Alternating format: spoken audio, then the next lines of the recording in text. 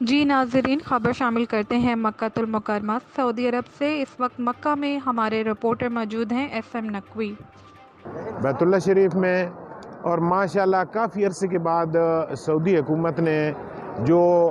Corona S O Ps ہے ان کو مکمل طور پر جتنی پابندیاں ان کو ہٹا دیا گیا ہے، اور بہت ہی ماشاءاللہ جتنے مسلمین تھے ماشاءاللہ بہت رش تھا۔ آج بہت روح پرور مناظر دیکھے گئے۔ کافی عرصے کے بعد جمعۃ المبارک جو ہے وہ یہاں حرم شریف میں ادا کیا گیا، اور یہاں پر ہمارے کافی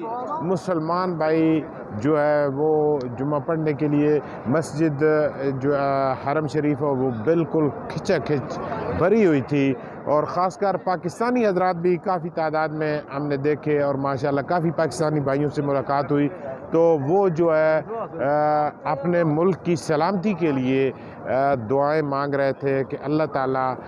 اس اپنے پیارے وطن پاکستان کو اپنی حفظ و امان میں رکھے، اور یہاں پہ جو معاملات ہیں آج تک 70 سال سے لے کر، اللہ تعالیٰ ان پریشانیوں کو دور کرے اور ایسے حکمران ہمیں عطا کرے جو اس ملک کی سلامتی کے لیے اور اس پاکستانی عوام کی سلامتی کے لیے اور پاکستان کی ترقی میں اہم کردار ادا کرے۔ ایسے حکمران عطا کر، اور یہ جو عوام ہے اس کے اندر بھی